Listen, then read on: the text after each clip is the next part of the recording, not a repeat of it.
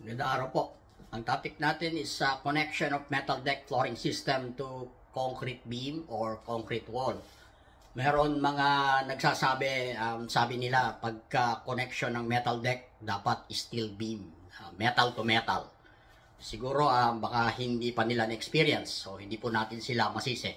Kaya gumawa tayo ng topic na kagaya nito para ipakita na posible yung sinasabi natin, metal deck to concrete beam or concrete wall. So magbibigay tayo ng example. Hindi na ako magpapakita ng computation dahil ang importante sa viewers yung output, ano po, yung detailed output, paano natin i-connect. At later in this video, makikita ninyo, magkakaroon tayo ng dalawang detailed connection. Papakita natin sa inyo, may mga sizes. Kasi yung computation is very straightforward. Nagawa ko na po ito marami ng beses, kaya hindi ko napapakita yung calculation. Iisa lang naman ang theory. Ano po? Although, papakita rin tayo ng konting engineering principles, scientific explanation, paano tayo nag-arrive doon sa bakal na ilagay natin. Simulan po natin, ano? Sabi ko rito, ito yung title, ano? Composite floor connection on concrete beam or walls. Kaya nilagay ko rito, metal deck. Yung number 1, new construction entirely. Bago lahat. Bago yung beam, bago yung concrete flooring at na merong metal deck. And then yung second case, existing walls. Merong existing walls and beams. Kakabit natin yung new metal deck flooring system. Ang bago lang dito, yung metal deck na may topping. So, kamukha rin ng number 1, ang pagkakaiba lang nila, existing yung beam and wall. Kung matatapos ninyo yung video, dalawa ang mabe-benefit ninyo sa detail. Makikita natin pareho. New construction and yung isa naman, yung number 2, yun nga, may existing beam. Lalagyan natin ng bagong metal deck flooring. Lagyan natin is analytical structural conditions. Meron tayong dalawang condition. Number 1 is continuous end. And then yung number 2 is discontinuous end. Ipakikita natin sa drawing later kung ano yung sinasabi natin dito para doon sa mga layman nanonood. Bakit meron tayong tinatawag na continuous end and discontinuous end? Nandyan yung theory. Pakikita ko sa inyo mamaya. Kaya sabi ko rito, note critical end occurred along short axis. Paggagawa tayo ng metal deck flooring system, ang application ng metal decking, ginagamit lang natin sa one-way slab panel. Hindi po natin ito pwedeng gamitin sa two-way slab. Kaya ipapakita natin dito yung criteria para masabi natin yung slab panel is one-way or two-way. Doon natin i-apply sa one-way yung metal deck flooring system. Dahil yung float ng metal deck, yan yung main reinforcement. Yung rib type, siya yung tatakbo papunta doon sa beam. Sasaluhin siya ng beam. Kaya yung short axis, parallel siya doon sa rib ng metal deck. Structural analysis. Gumawa ako ng plan. Sabi ko, key plan. So, meron tayong 3 grid lines along horizontal, A, B, C. Ang spacing niya is 2 meters. Meron tayong grid line 1 and 2. Ang spacing naman niya, ng grid line 1 to 2 is 5 meters. Meron tayong dalawang panel. Itong lines na yan represents beam. Ano po? Beam yan, beam. Yan, beam yan, beam. So, ang isang panel na sinasabi natin dito, ito, isang slab panel and then another is slab panel. So, meron tayong dalawang panel doon sa sinungin natin na plano. Naglagay ako dito ng metal deck float direction. Ang direction niya is going that way, parallel doon sa short axis. Ito yung sinasabi ko kanina na yung main reinforcement natin tatakbo along short direction. Ito yung criteria, ano po? 5/2. If it is 2.5 or more, considered as one-way slab. Pwede natin i-apply yung metal deck. Naglagay ako ng hatch, yung red hatch. Sabi ko rito, discontinuous edge. Discontinuous edge. Kasi dito sa baba, let's say mahaba pa yan, ito yung tinatawag nating continuous edge. Mahaba pa yan, pinutol lang natin. Dahil gusto natin ipakita, bigay na example, itong corner. So, discontinuous dyan, ibig sabihin, putol na yung slab, wala na siyang continuation doon sa top at saka doon sa left. So, plan po yan, ano? Kung pupunta tayo dito sa load and elastic diagram, sa engineering, lagi tayo may ganyan. Pag nagkakalculate tayo ng loadings, kukunin natin yung stresses para makapag-size tayo ng bakal. So, nagbigay ako ng example, yung number 1, sabi ko, simply supported, para makarelate po yung iba. Po. Sa simply supported, meron tayong dalawang support. Let's say, ito yung slab, or yung pwedeng beam, pwedeng slab. Sinasalo siya ng dalawang support, ng dalawang poste. Pag sinabi natin simply supported, wala siyang continuation sa left, and then wala din siyang continuation sa right. Pag naglagay tayo ng loadings dito sa pangalawang drawing na ginawa ko, nakita niyo may deflection dahil dun sa loadings. Ano po? Itong R, yan yung reaction ng poste. I-zoom in ko ito, itong corner na to. Dahil gusto kong makita kung ano itsura niyan. Bakit natin lalagyan ng bakal? Zoom in ko siya, ito yung load diagram, ano? Kaya single line lang siya. Pero nung i-zoom in ko siya, ito na yung pinakita ko. Dito, parang realistic drawing na to, ito yung thickness ng slab. And then, ito naman yung walls. O kaya, sabihin natin, beam. Nandoon pa rin yung reaction. But ang sabi ko rito, elastic freedom. Binagyan natin siya ng kalayaan na gumalaw. Parang, kunyari yung libro, no, ipatong ninyo sa dalawang ballpen, patong ninyo. Diinan nyo sa ibabaw, magbibehave siya that way. Magbibehave siya that way. Pero ang mangyayari, magkakaroon ng displacement. Kagaya ng pinakita ko rito sa red line. Kaya sabi ko, displacement. Yung original location niya, kung makikita po ninyo dito sa drawing, ano, yung line na yan yung original location bago magkaroon ng loadings. Napunta siya rito sa right. Pumunta siya rito. But yung nasa ibaba, pumunta siya roon sa dulo. Ano ibig sabihin nun? Kung pipigilan natin, kung i-resist natin yung behavior niya na magkaroon ng deflection, yung portion na yon para hindi siya magkaroon ng displacement, under tension, na makikita natin dito sa pangalawang drawing. Sabi ko rito, fixed-ended drawing. Ano po? Fixed-ended. Pinigilan na natin siya. Hindi na siya simply supported. Ni-restrain natin na magkaroon ng displacement. Ni-restrain natin siya. Ito yung diagram niya. Yung symbol na yon, restrained. Ano po? Pinipigilan natin. Ayaw natin siyang mag-deflect. Ayaw natin siyang mag-displace doon sa connection. So, ang mangyayari, meron pa ako isang load dito sa kabilang dulo. Sabi nga natin dito sa plano kanina, mahaba pa yan. Mahaba pa po, ano? Sa right. Ganun dito sa baba. Meron siyang reaction dito sa left, continuous end, at saka dito sa support. Pag tinignan niyo dito sa right side, ito ang magiging behavior niya. So, ito yung thickness ng metal deck flooring natin. Nilagyan natin siya ng topping. Yung concrete slab, nakakonect siya. May physical attachment doon sa wall. May physical attachment sa beam, whatever. Ano po? Ayaw natin siyang bumuka. Ayaw natin mag-displace. Pinipigilan natin. So, ang kailangan natin gawin, maglagay tayo ng bakal para hindi magkaroon ng crack doon sa corner. Nakuha po ninyo. Kaya sabi ko dito, under tensile force. At some point, kung napansin niyo, kung ibabalik ko rin sa load diagram ng fixed-ended, ano po?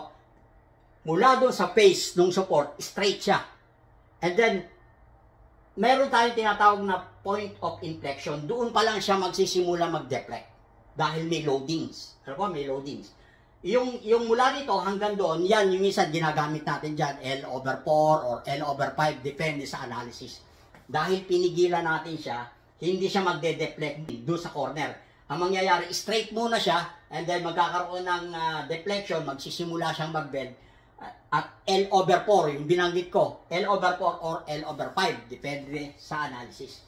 Kaya ang sabi natin dito, under tensile force, yung upper fiber ng flooring, ng slab, ng topping. Kung ang topping natin is 5 inches, doon sa may bandang itaas, kung napansin niyo, no? Ito yung thickness, sabi ko kanina, meron tayong neutral axis. Let's say, roughly nasa gitna yung neutral axis. Yung upper part, under tension. Kasi pinipigil natin, ayaw nating mangyari ito eh. Para hindi mangyari yon, yung displacement, kailangan natin suportahan ng bakal. Kaya tayo naglalagay ng extra bars. Merong mga gumagawa niyan, yung pong naglalagay lang sila, basta lalagay nila yung metal deck, lalagyan nila ng mesh wire, bubuhusan na nila.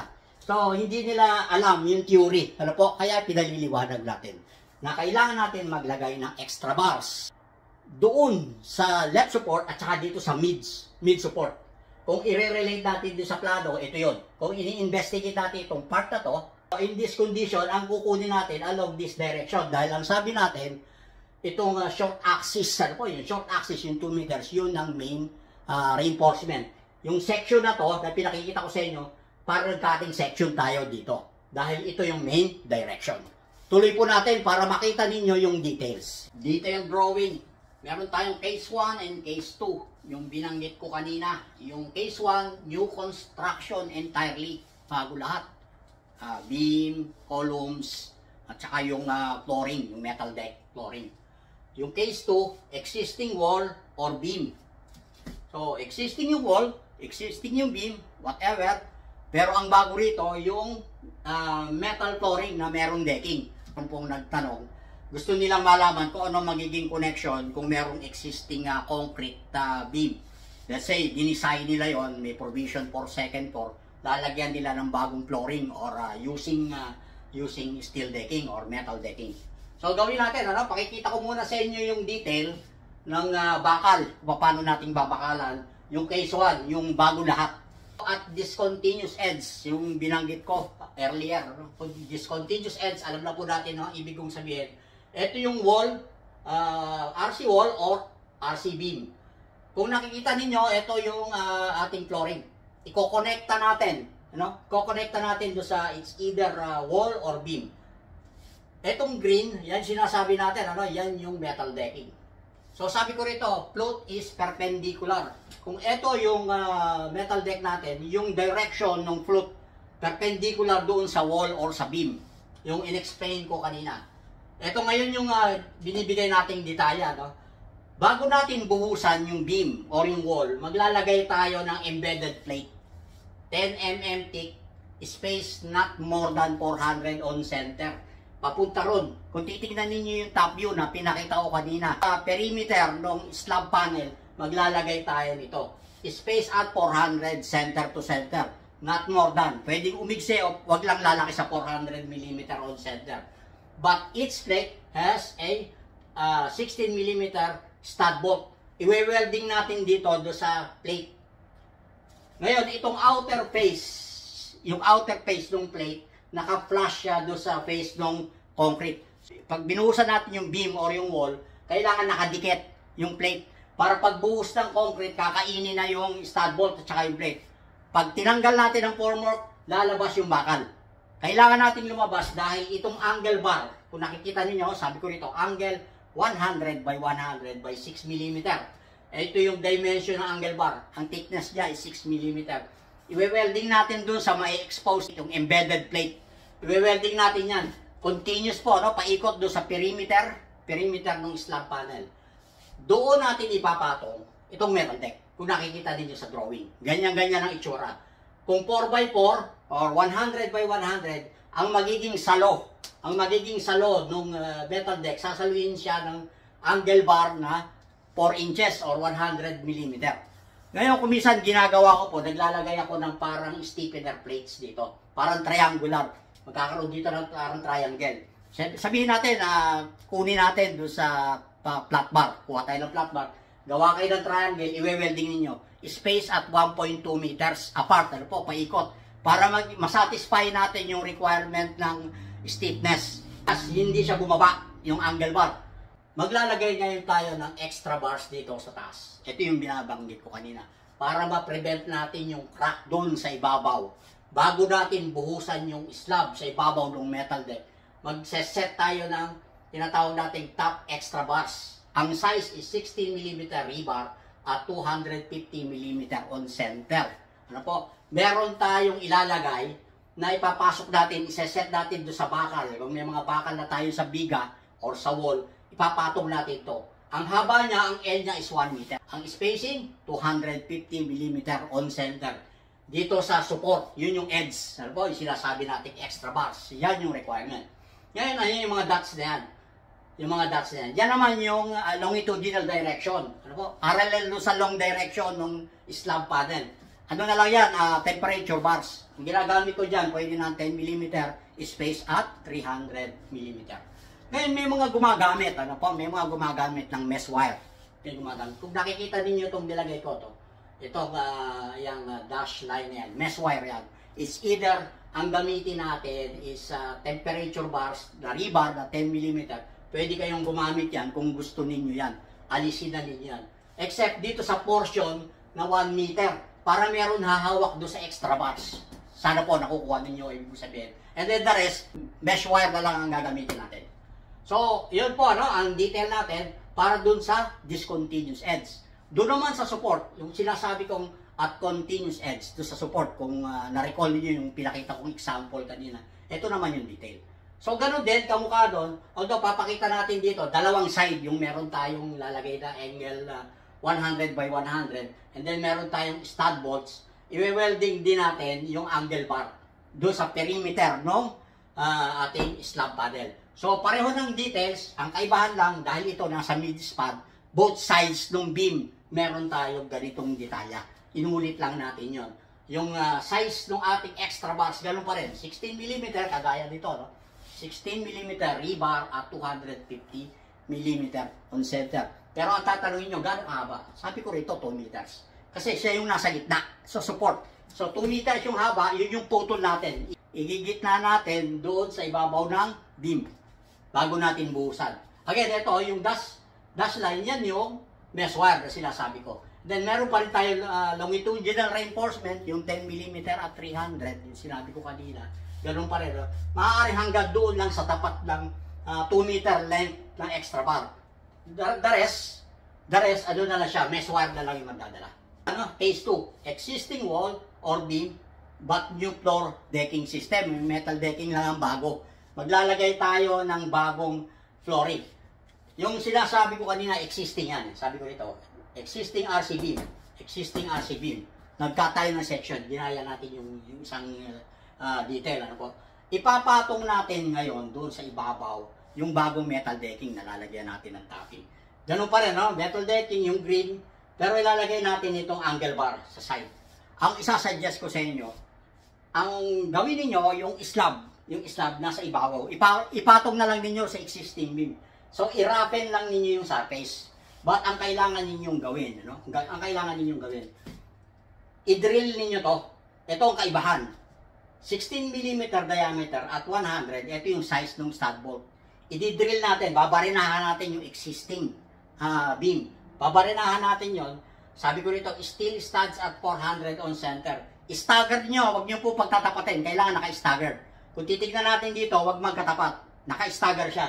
Pero ang spacing niya is 400mm on center. Ipapasok natin doon yung stud bolt na 16mm diameter at 100. Yung 100mm, yun yung haba. Pagka-drill natin, pasok mo yung bolt, inject mo yung epoxy. Kaya sabi ko rito, drilled and epoxy grouted on existing RC walls or beam. Papasok natin dyan, i-grout natin yung drill, kasama na yung stud bolt para hindi na siya matanggal. Doon sa ibabaw, maglalagay din tayo. Ito, ilalagay natin. I-drill din natin yung ibabaw. Pag na-drill natin, ilalagay natin yung extra bars. Ganon pa rin, May extra bars kagaya nito, yung bago. Ito, i-drill natin dahil existing nga siya. Pagka-drill natin, ilalagay mo itong extra bars. Ang size niya, top extra bar, 16mm rebar. Kagaya rin ng spacing ng ginamit natin dito sa bagong construction. Yun po, sana may napulot tayo dun sa binigay nating detail.